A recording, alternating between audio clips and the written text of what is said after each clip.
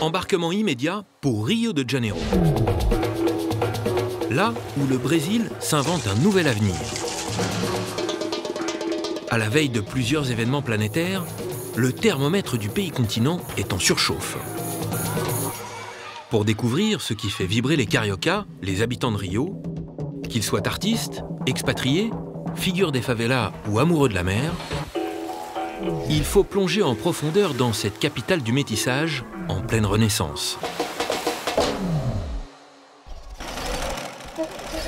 Lénie Niemeyer, la reine des bikinis, invente des modèles haute couture qui font fureur sur les plages.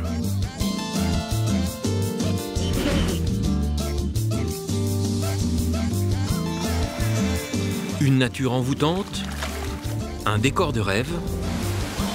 Il faut prendre de la hauteur pour explorer l'envers de la carte postale. Entre mer et montagne, les favelas. Des quartiers qui ont longtemps fait peur. Depuis peu, des gringos les investissent. Axel, un jeune Français, a décidé de devenir favelados pour y construire sa pousada, une maison d'hôte à la brésilienne.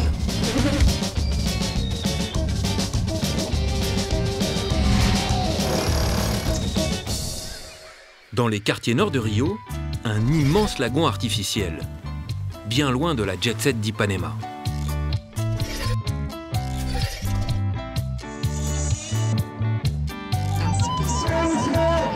Celui que l'on surnomme Feijão, le patron de la piscine des favelas, est une figure locale qui veut transformer l'image de ces quartiers déshérités.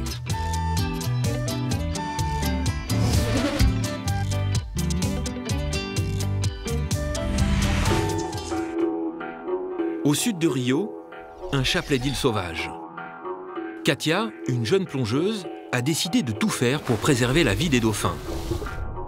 Les sentinelles de ce petit paradis, aujourd'hui menacées par la folle ascension du Brésil.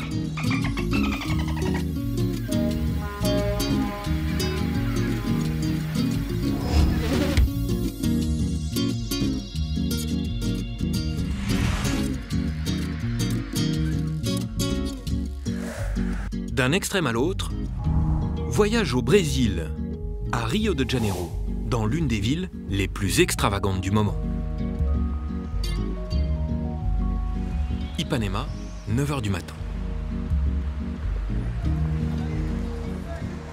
Sur son vélo électrique, Lénie Niemeyer vient chaque matin chercher l'inspiration.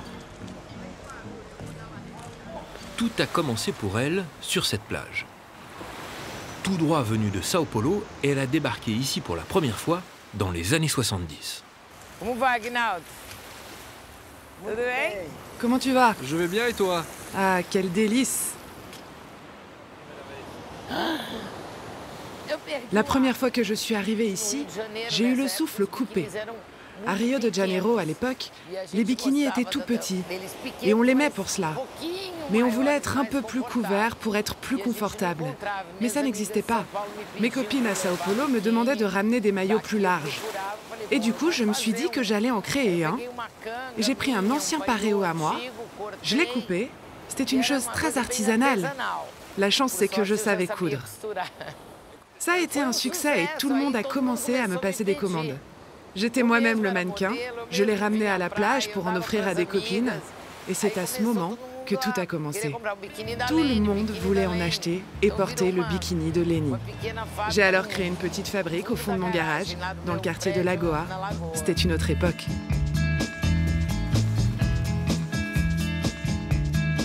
Du simple 2 pièces à la version string, le plus grand défilé au monde de bikini a lieu sur les plages de Rio de Janeiro.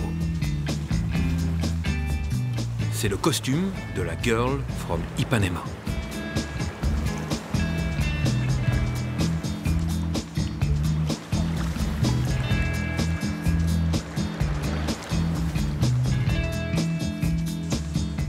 Des filles qui défilent toute la journée sur la plage. Un cocktail détonnant, mélange de soleil, d'eau et de culte du corps métissé qui a révolutionné l'image du Brésil.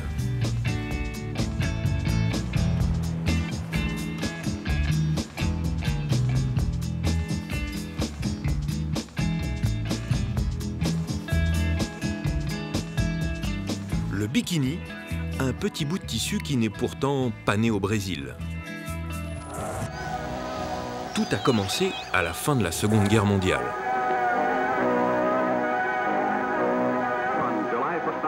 Le 1er juillet 1946 a eu lieu sur l'atoll de Bikini dans l'océan Pacifique, une explosion atomique.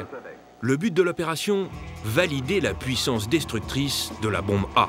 Attention, mettez vos masques.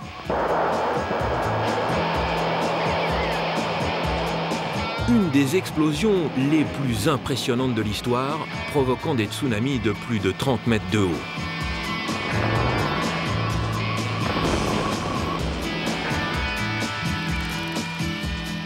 Cinq jours plus tard, Louis Réard, un ingénieur mécanicien français, invente le 2 pièces qu'il surnomme Bikini, en référence à l'explosion atomique qui vient d'avoir lieu. Du jamais vu. Le sulfureux maillot de bain fut interdit sur de nombreuses plages. On le déclare dangereux pour la santé. C'est à partir des années 60 qu'il se démocratise, Brigitte Bardot s'affiche légèrement vêtue et Hollywood l'adopte dans la foulée. Louis Réard a réussi son coup.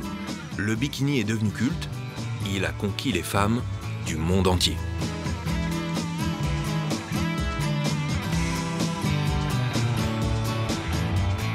Retour à Rio, dans la capitale du bikini.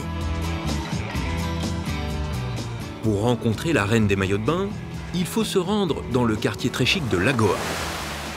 Un lac au milieu de la ville et en face des hôtels particuliers.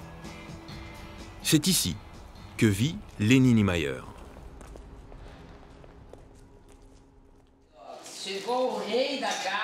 Ça, c'est le roi de la maison.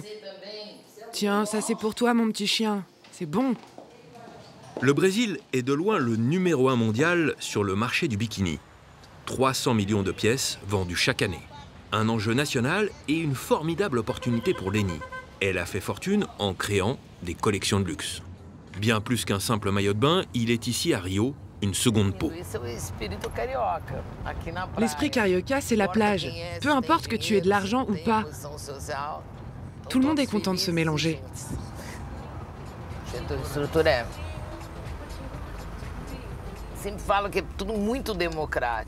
On dit toujours que la plage est très démocratique ici. Mais en fait, il y a des tribus.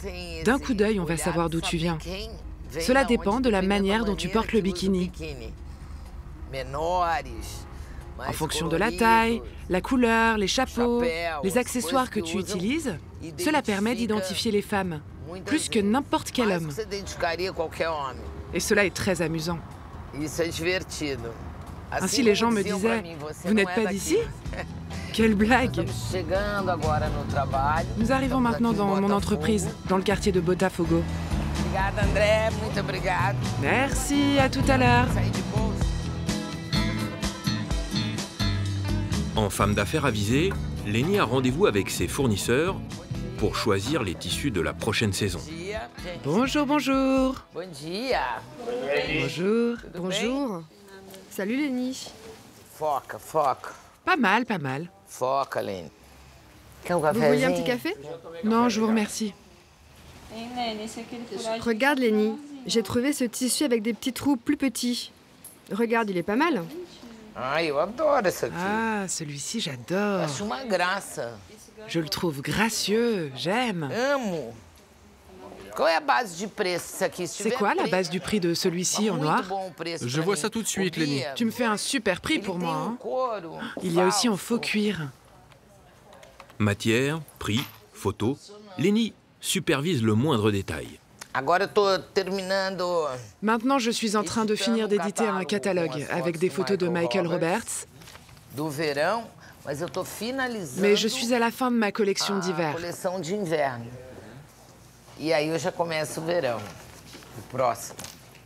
Et je suis en train de préparer ma collection pour l'été prochain. Son défi, être à l'avant-garde pour surprendre chaque été avec de nouvelles créations.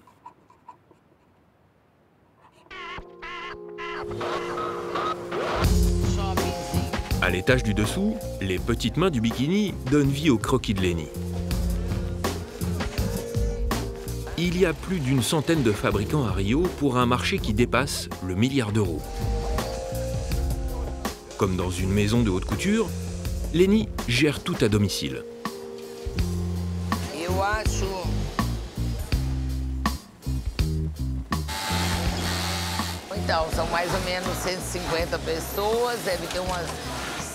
Ici travaillent 150 personnes dans la production.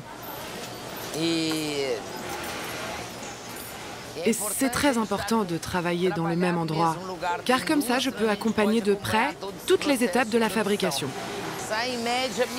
On fait environ 1000 bikinis par jour en temps normal. Et d'ici, les bikinis partent en voyage, prêts pour habiller les Brésiliennes, les Françaises, les Américaines, les Anglaises, etc. Si Dieu le veut.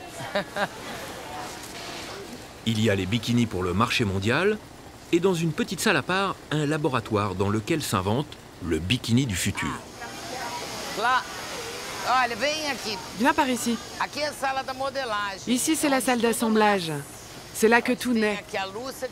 Ici, Lucia travaille avec moi depuis 15 ans. J'ai un modèle de chaque bikini qu'on a créé. Il y en a des fous. Ça, c'est le bikini qui est totalement tissé à la main. Par exemple, ce maillot a été créé pour le défilé de la collection d'été de l'année dernière et fait avec de la peau d'un vrai cobra. Évidemment, on fait l'édition exclusive et limitée. Mais la complexité pour le fabriquer, c'est de réussir à utiliser de la peau de serpent sur un maillot. Ça a été un vrai succès car c'est très original. On a déjà vu l'utilisation du serpent pour fabriquer des chaussures, des sacs à main, mais faire un maillot de bain en peau de serpent, c'était la première fois. C'était une vraie réussite dans les défilés de mode. Un autre modèle, qui a été un défi pour nous, c'est un bandage unique, une seule pièce, dans le genre gladiateur. En peau de cobra ou façon gladiateur, rien de tel pour prendre un dernier bain de soleil sur la plage d'Ipanema.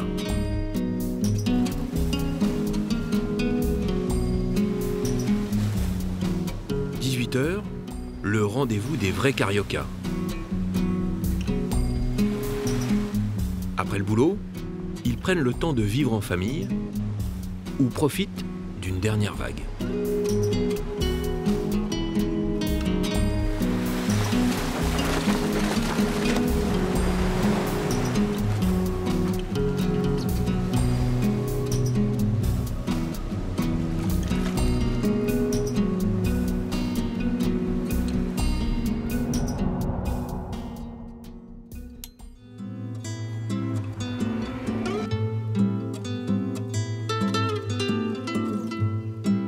Au petit matin, Axel, un jeune Français conquis par Rio, guide les touristes loin des sentiers battus.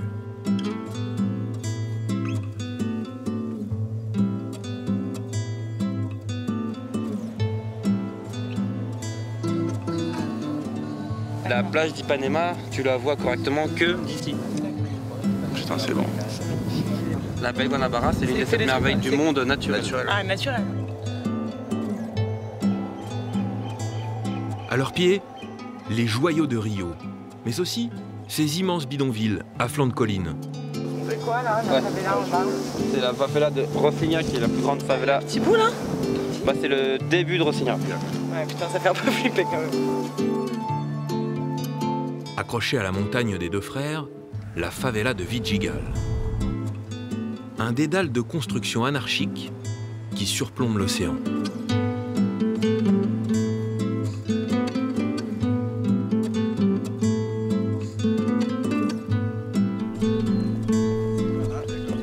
Axel s'est spécialisé dans ce tourisme d'un nouveau genre. Et donc tu vois, la favela, c'est tout le temps en construction, c'est jamais figé, les mecs ils s'arrêtent jamais. La visite de ces quartiers défavorisés. Si tu dois prendre des photos, n'hésite pas. Il y a 2 ans, Axel était étudiant en école de commerce et il a tout plaqué pour Rio. Depuis, il voit ces quartiers d'un autre œil. Plus simplement un coin où la vie est misérable, mais aussi une opportunité pour se faire une place au soleil. Des prix accessibles et des points de vue spectaculaires. Il a investi toutes ses économies dans cette maison avec vue sur le pain de sucre. Il a ouvert ici une maison d'hôte dans la favela et les clients viennent du monde entier. Aujourd'hui, ce sont des Colombiens, Ingrid et Alvaro, qui sont intéressés par ce nouveau concept. Bon, Ingrid, tout bon? Salut Ingrid. Tu vas bien? Oui, ça va. Ça va? Bon, alors ici c'est le premier étage et les chambres sont en bas. Je vais vous montrer, il y en a plusieurs. Et on discutera de celle que vous souhaitez louer. Allez, on y va.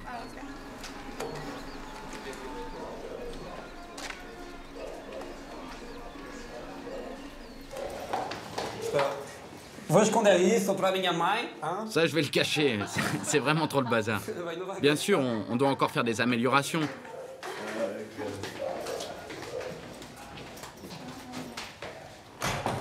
Voilà.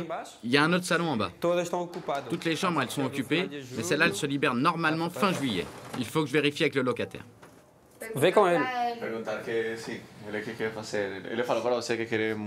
Nous, on viendrait à partir du mois d'août, si c'est possible.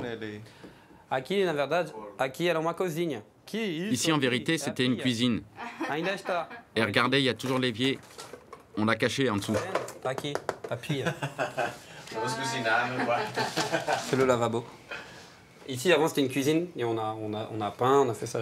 Et alors, eux, comment ils sont arrivés ici? Donc, Ingrid, parce que Alvaro, il travaille dans un bar à Santa Teresa et puis il a discuté avec un de mes amis, comme quoi il cherchait une chambre et cet ami en question m'a mis en relation avec eux. Voilà. Donc, ils sont de Colombie et ils voyagent pendant 11 meses, ils ont 1 an. Et donc ils voulaient poser leur bagage un petit peu à Rio pour profiter et découvrir la ville plus en profondeur. Cette vue est unique. Si vous travaillez dans le coin, le quartier est tranquille. Le visuel de Santa Teresa, normalement, c'est plus vers la zone nord. Là, ici, c'est superbe. Il y a des personnes qui louent des chambres improvisées dans la favela. Et il y a de plus en plus de touristes qui choisissent cette formule. Ici, c'est bien. Il a fait des travaux, des améliorations.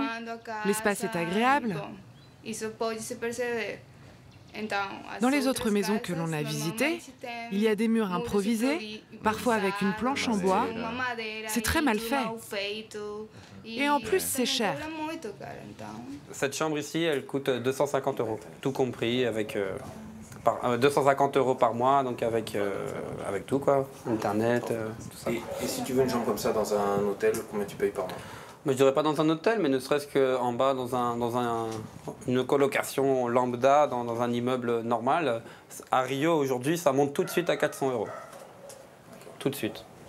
Et tu n'as pas, bien sûr, cette vue avec... parce que moi, je considère cette qualité de vie, ici, on est très tranquille, c'est vraiment très posé. Non, tu seras en bas, dans un immeuble, tu n'auras pas de vue, il va faire chaud, tu n'auras pas d'air. Cette chambre pour accueillir des voyageurs latinos ou des saxophonistes irlandais. Salut Etor. Ça va, Etor Carros? Tu vas jouer aujourd'hui? Ouais, j'ai un concert. Et tu joues? Au club du Maze. Ah, légal. Une auberge espagnole, Emilio, un Brésilien de la classe moyenne, vient de s'installer dans la favela. Un choix inimaginable il y a encore quelques années. C'est curieux parce que si, je sais pas, il y a même 2-3 ans, on m'avait dit que t'allais habiter dans une favela avec des étrangers et ça se passerait trop bien, il n'y a pas de souci. Je dirais, bah non, ça va pas arriver. Mais voilà, je suis là et tout se passe bien. C'est une situation improbable. Ouais. Même encore, pour mes potes brésiliens, tu vois, ils viennent ici, ils adorent, ils trouvent ça incroyable. C'est aussi déjà une surprise de trouver un endroit comme ça. Ça fait pas partie de nos vies, tu vois, finalement. Moi, avant de venir vivre ici, j'avais pas l'habitude d'aller dans les favelas ou dans des endroits pareils. Et c'est encore étonnant, ma famille qui vient, mes potes qui viennent, c'est trop bien, ça se passe bien, mais c'est quand même un petit choc. Pendant longtemps, les favelas de Rio étaient des quartiers hors la loi. Trafiquants de drogue et police se livraient ici une guerre sans merci.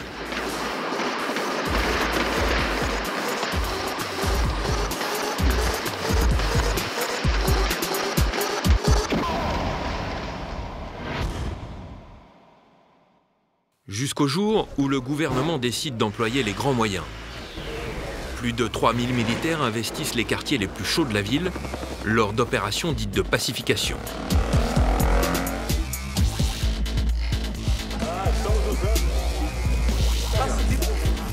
L'État reprend la main. Les favelas redeviennent fréquentables.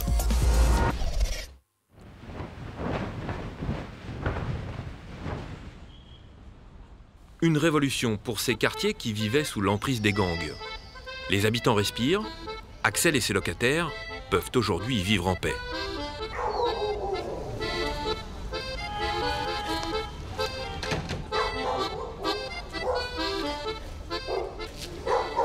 Valentin, donc là on va chercher des lits. Donc c'est Vicente qui m'a préparé des lits en une structure métallique. Tu vois, c'est assez sympa, il a fait tout un système. Ah oui, on va pouvoir dans la chambre. Ouais, dans la chambre accordéon ou temporaire que j'appelle. Et on va pouvoir les rabattre complètement contre le mur. Et heureusement que tu es là parce que c'est un petit peu lourd, quoi. C'est du beau fer. Ouais. Tu vois. C'est un personnage, il a une maison assez particulière. Il habite en bas par contre de la favela, hein. Donc on va devoir tout monter. Tout en bas de la favela, ils vont voir le champion local du système D, le dénommé Vicente, spécialiste en soudure et ferronnerie. Il finit de transformer des portes grillagées en lits. Vicente! Vicente! Tu vas bien? C'est prêt alors? Non, ça me prendra encore un peu de temps. Combien de temps? Oh, une quinzaine de minutes. C'est bientôt fini. 15 minutes? Bah, on peut pas le finir là-haut? Si, c'est bon. Beleza. Je te présente Valentin. Il va nous aider pour monter le matériel. Car à deux, ça va être trop dur. Il prendra les pièces les moins lourdes. Menor, tá bom? Il vit plutôt sur le côté bas de la favela. Il vit ici depuis quanto tempo? 40, 40, 50 anos aqui? Não, tô com 32 anos. 32 ans, ça fait 32 ans que Vicente il vit ici. Quando eu cheguei aqui, isso aqui era só mato, muitas Lui, árvores. il a connu la forêt. Era só mato. Il a connu la favela quand tout était forêt, juste la forêt. Tous les petits travaux en fer dans la favela, c'est lui qui les fait. Les portes en fer, les fenêtres, les barbecues. E serviço de pedreiro também, casa também já fiz. Essa casa todinha aqui, essa aqui eu fiz, a outra eu fiz. Donc voilà, dès que quelqu'un a besoin de quelque chose en fer, c'est Vicente qui le prépare ici dans son atelier. Ici c'est une petite favela, tout le monde se rend des services financiers ou pas. Sai na França. Ouais. É pesado mesmo, ouais.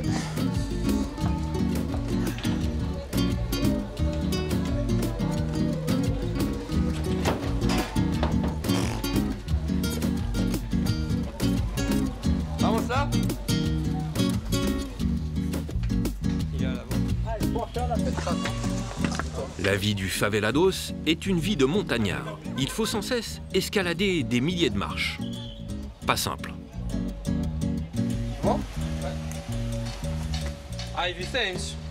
Ah, la peinture n'est pas sèche. Ça me tache les vêtements. Bon. Ça pèse combien le lit? Combien ça pèse? O quilo? Kilo.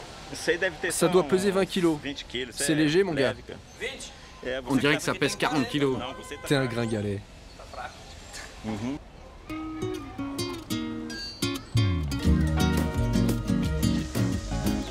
30 minutes d'ascension sont nécessaires pour arriver chez Axel. Ça va?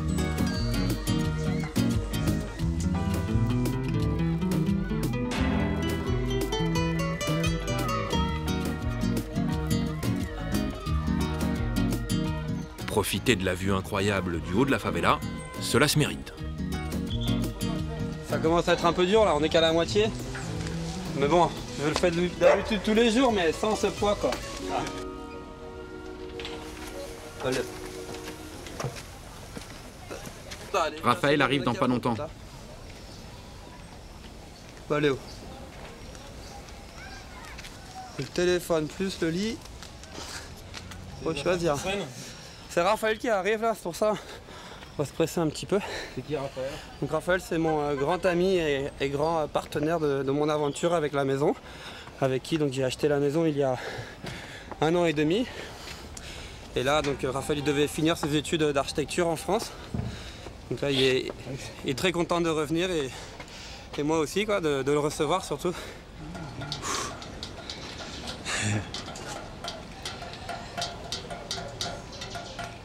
T'es fatigué?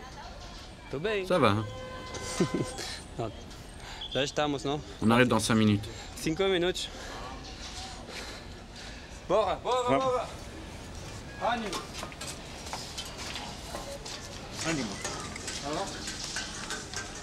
La favela, c'est comme un petit village. Salut. Je fais une fête à la maison. Ok, sympa, je vais venir avec ma femme. Vous pouvez venir vers 8 h. Allez, on se voit ce soir, super. Bah là, c'est mes voisins proches. Et donc ce soir, on organise une petite fête pour l'arrivée de Raphaël, justement. Et j'en profite pour inviter un peu tous les voisins. Ça se fait beaucoup comme ça ici, à savoir t'invites au dernier moment les gens que tu croises, quoi. Mais bon, ça va vite, hein, les infos, donc ils le savent tous déjà. C'est à quelle heure? À partir de 7 h. Ah bon? J'ai aussi invité ta mère. Ok, très bien. On fait une feijoada. Il va y avoir plein de monde, ça va être super.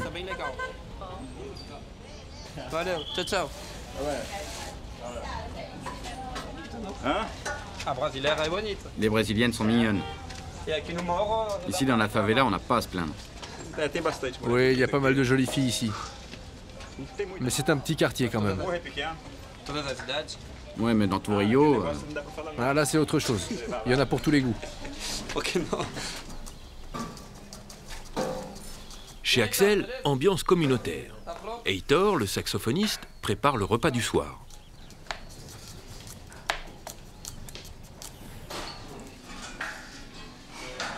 Vicente, le roi de la débrouille, installe une chambre d'appoint, sortie tout droit de son imagination.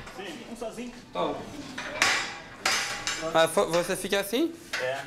Voilà, c'est ce que moi j'appelle une chambre temporaire que je puisse déplier quand j'ai besoin de lit pour recevoir des amis, des invités, de manière temporaire, quelques nuits.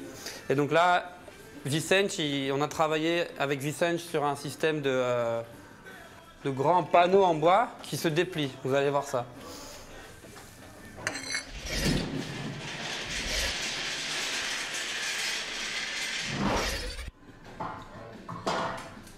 Et là, je ferme la porte.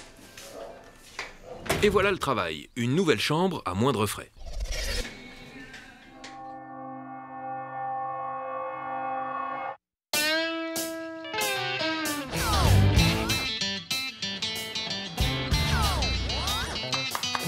Toute la petite maison s'affaire pour fêter l'arrivée de l'associé d'Axel. Une 50aine de personnes sont attendues.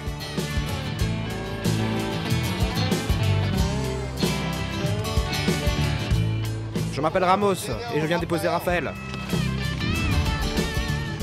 Ça a changé, hein? Tu connais avec les photos, mais pas tant que ça. Hein. Ciao. Cela fait plus d'1 an qu'il n'est pas venu. Raphaël découvre les changements. C'est ça la fête, tu te rappelles? Il a déjà plu pas mal, qu'est-ce que t'en penses? Ça, si tu veux te sentir vraiment en extérieur, tu te sens en extérieur, quoi. Il y a pire, hein. Comment ça, il y a pire? Je vais te taper. Donc ça, c'est la glace pour pouvoir avoir des bières fraîches.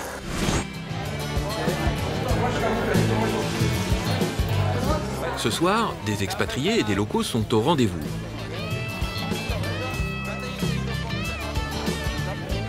Et parmi eux, l'ancienne propriétaire des lieux. Tu vois, là, on a fait un bar. Et là-bas, il y a une baie vitrée.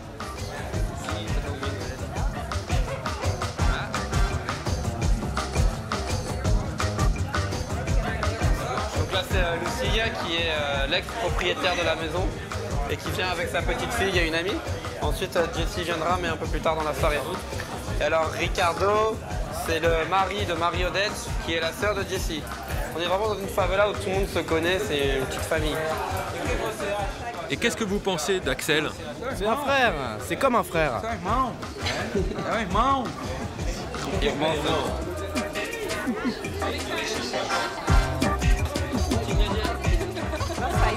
Je suis contente de revoir mon ancienne maison.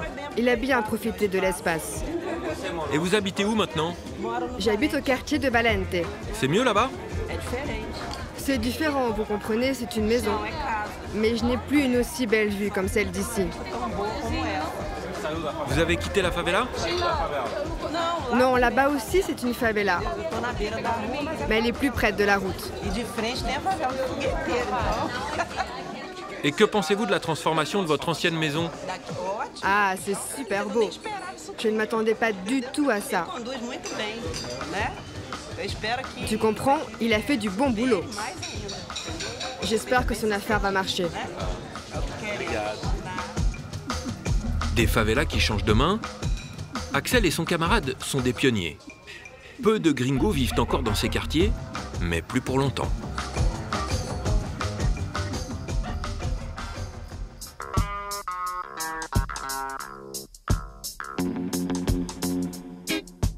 Des spots avec une vue incroyable.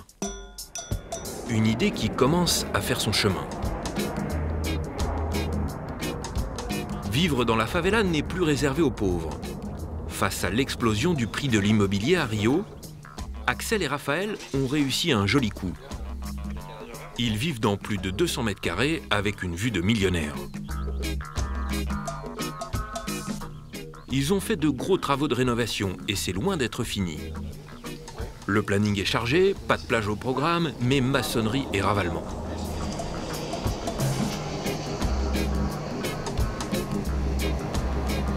Ouais, donc je disais... Il y en a qui prennent le petit-déj dans l'avion. Ouais, bah, on est mieux ici. Pour résumer, Raphaël, qu'est-ce que tu veux faire de concret quoi, avant ton départ? Je veux qu'on... En fait, qu'on aménage les espaces extérieurs de la maison. Ouais. Donc la terrasse, là, c'est cool, on prend le petit-déj, c'est mortel, quoi. Et ça serait bien que les deux niveaux, ils aient accès à une sorte de terrasse comme ça, qui va se voir plus propre. Et qu'on puisse aussi chacun accéder à son niveau, tu vois, qu'il n'y ait plus vraiment... Enfin, c'est un mélange qui est cool, mais... Que les deux niveaux soient plus indépendants, en fait. Qu'ils soient plus indépendants et puis qu'ils soient mieux faits, quoi. Ouais. Ça passerait par une terrasse qui n'existe pas encore, quoi. Ouais, donc on va détruire l'escalier qui est là, on va le déplacer un peu à l'extérieur. Du coup, ça permettra aussi d'avoir un accès privilégié à chaque niveau. Ah non, ça va être bien ça. Et puis ça permettra d'avoir une terrasse plein soleil là. Donc l'hiver c'est cool quand même. Genre, on va essayer de mettre une petite douche extérieure ou un truc comme ça.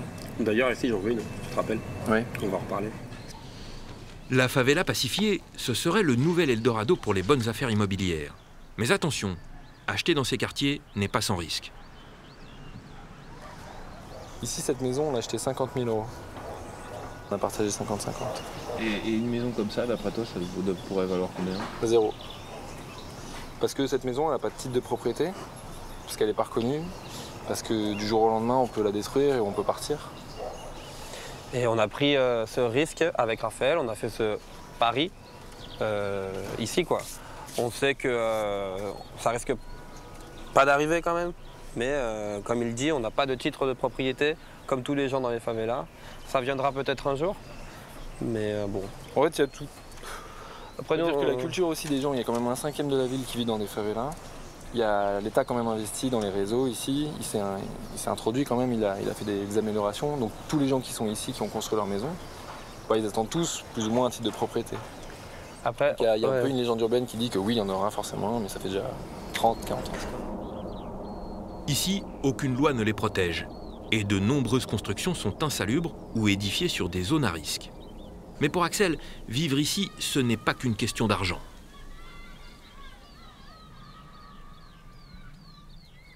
Moi, j'aime pas parler de bonne affaire ou bon coup parce que vraiment, avec Raphaël, on n'a pas du tout acheté cette maison en pensant qu'on allait devenir millionnaire grâce à ça. C'est beaucoup plus lié à un coup de cœur avec cette favela, avec cette vue, avec la ville de Rio et la culture carioca qui nous a poussé à franchir le cap et d'investir nos économies dans cette maison. Construire des terrasses, des escaliers et des pièces supplémentaires, aucune autorisation à demander puisque leur maison est illégale. L'aventure des gringos de la favela ne fait que commencer.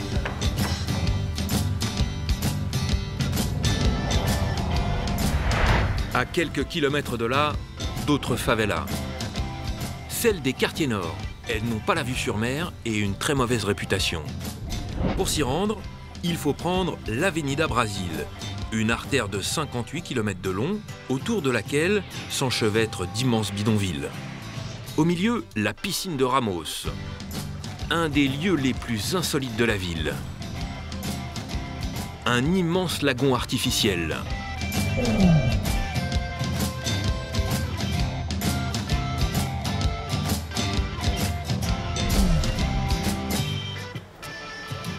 Le rendez-vous de tous les favelados.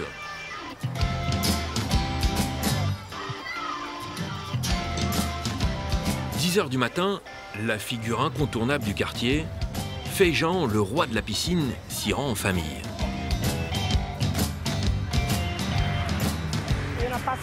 Nous sommes sur la passerelle numéro 13, qui nous emmène à la piscine géante de Ramos. Aujourd'hui, ça va être la fête. Avec un soleil merveilleux comme ça, ça va être rempli de familles.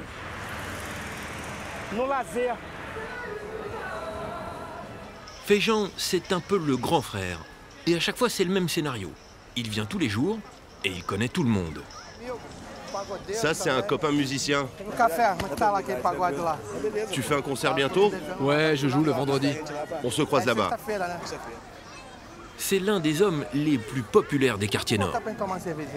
Tu vas bien? On essaye de prendre un petit verre ensemble, ok? Bon sang, alors lui, c'est un chef d'entreprise. Il fait un boulot dingue. On se voit tout à l'heure.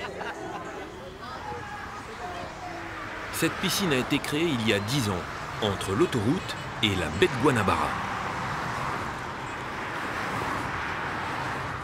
Une ancienne plage à succès devenue aujourd'hui impropre à la baignade.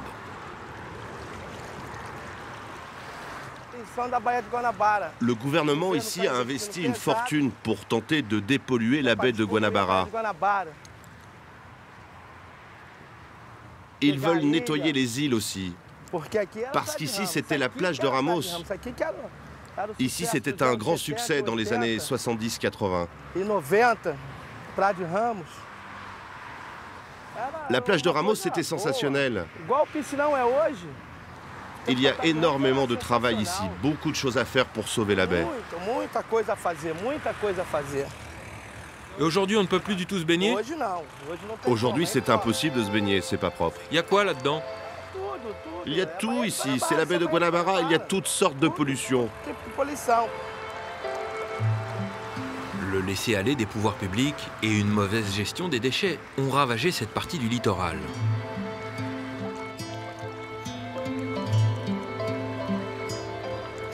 Privés de plage, les habitants des quartiers nord n'ont plus le choix.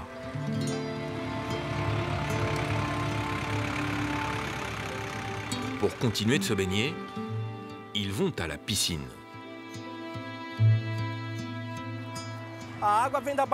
L'eau de la piscine vient de la baie de Guanabara. Elle rentre par là, et là-bas, elle passe par un système de filtrage avec du chlore dans cette machine. Et ensuite, elle est rejetée dans le bassin.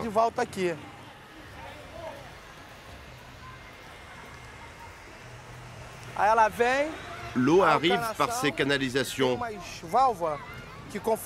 Et il y a une valve pour éviter qu'il y ait trop de chlore dans l'eau.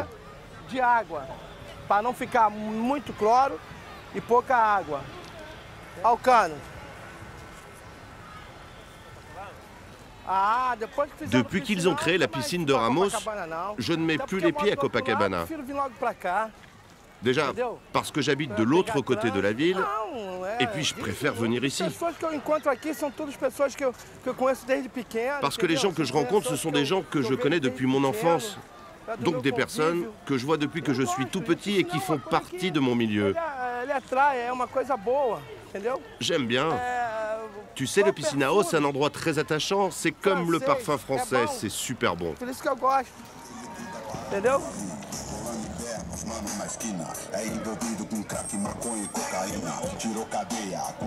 11 h du matin, la bière commence à couler à flot.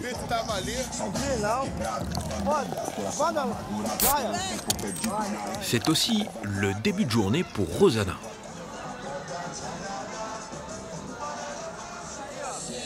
Elle, c'est Rosana, ma préférée. C'est une bosseuse, hein. Elle ramasse des canettes. Quel âge as-tu? 82 ans. Elle a 82 ans, cette femme. 82 ans. Et voilà, elle part avec des énormes sacs pour gagner quelques euros. Et combien vous gagnez avec ces canettes? Je gagne 70 centimes par kilo. Quand on ne me vole pas mon sac. 70 centimes le kilo. Il faut avoir beaucoup de canettes, il faut beaucoup travailler.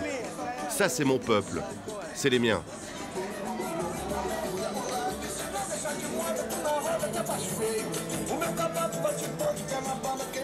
D'autres acteurs incontournables, les maîtres nageurs. Voilà les pompiers de la piscine. Alors, comment ça se passe, les gars, aujourd'hui? Les mois qui précèdent l'été sont plus tranquilles. Les événements les plus courants, ce sont les noyades de personnes qui ont trop bu. Des gens qui deviennent difficiles à secourir. Ils ne sont plus dans leur état normal.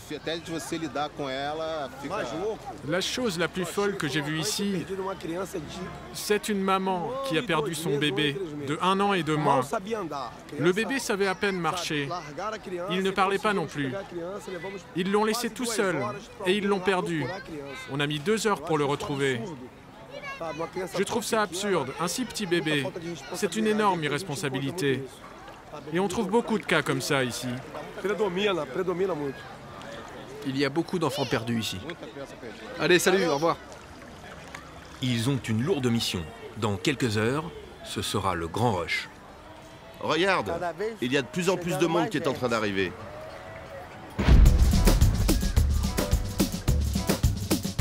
L'une des plus grandes piscines au monde. Plus de 50 000 personnes viennent s'y baigner. Et le dimanche, c'est aussi jour de fête.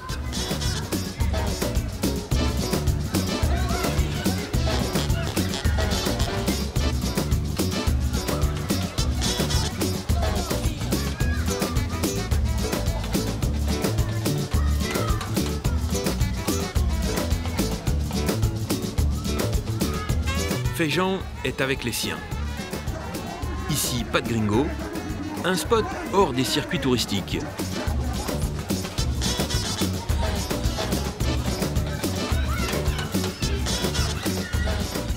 Une ambiance caliente, mais bon enfant.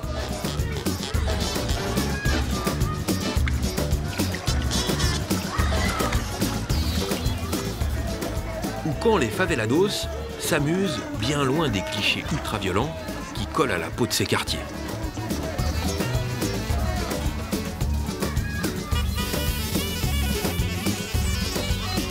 Après avoir fait la tournée de la piscine, Feijão se transforme en commandant de bord. Direction la baie de Guanabara. Au nord de Rio, plus d'une centaine d'îles et quelques surprises, comme l'île de Paqueta. Ça va être une super balade, vous allez voir. Feijão est célèbre ici car c'est un bon vivant, mais aussi un agitateur d'idées pour sa communauté. Maintenant, on va allumer notre barbecue.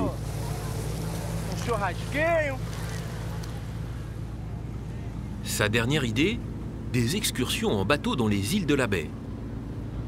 Il n'y a pas de raison que ces plaisirs ne soient réservés qu'aux riches. Ça, c'est la piscine qu'on voit au loin? Ouais, c'est la piscine de Ramos que tu vois là.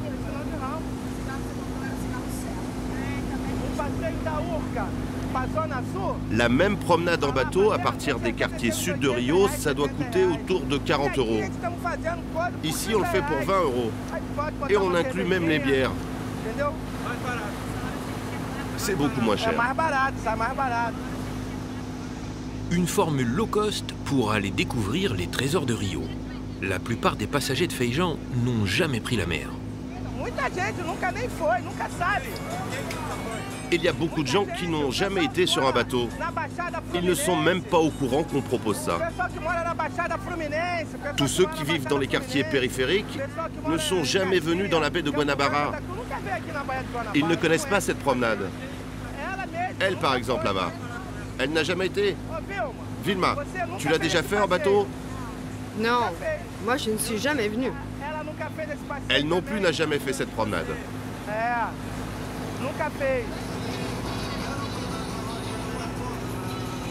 Tous les week-ends, barbecue et grosse détente au programme.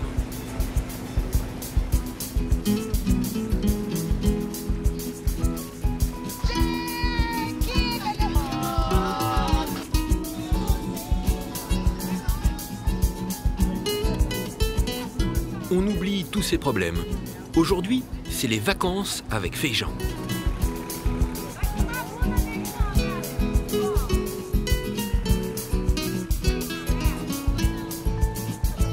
Le yachtman et son équipage vont accoster à Paquetá, une petite île en face de Rio. Une ancienne ville coloniale portugaise où le temps semble s'être arrêté.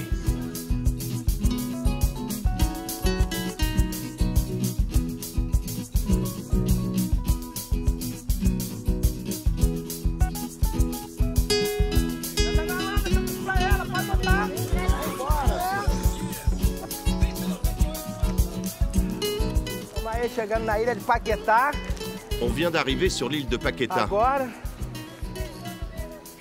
On va profiter de cet endroit. Il y a beaucoup de touristes ici aujourd'hui.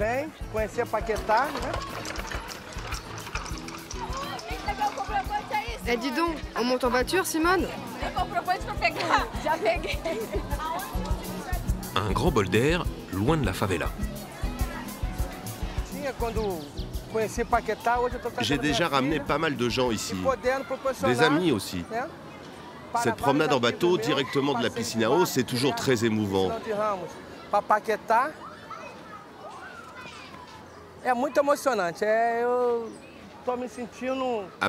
je me sens bien, vraiment très bien. Une ambiance petit baigneur avec sa plage de sable fin et ses pédalos kitsch. Allez-y, faites un tour. Comment on fait pour partir? Tourne le volant. Juste un petit tour, allez, pas trop loin. Cette île fait partie de la ville de Rio. Une de ces nombreuses perles accessible à moins d'1 heure de bateau. J'adore cet endroit. L'air est pur. On peut faire du pédalo, du vélo en famille. C'est rare. Paquetá, c'est un petit paradis. Tous les habitants de Rio devraient connaître cet endroit. Parce que Paquetá, c'est bon, cela t'apporte paix et harmonie.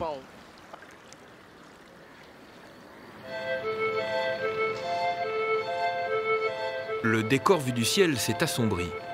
La baie de Guanabara souffre d'une pollution sans précédent. Égouts directement déversés dans la mer. Déchetterie à ciel ouvert, sans compter le boom de l'industrie pétrolière. Le littoral de Rio est en danger.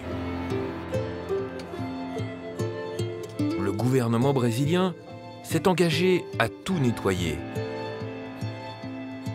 Une mission qui permettra peut-être que la plus belle baie du monde garde ses lettres de noblesse.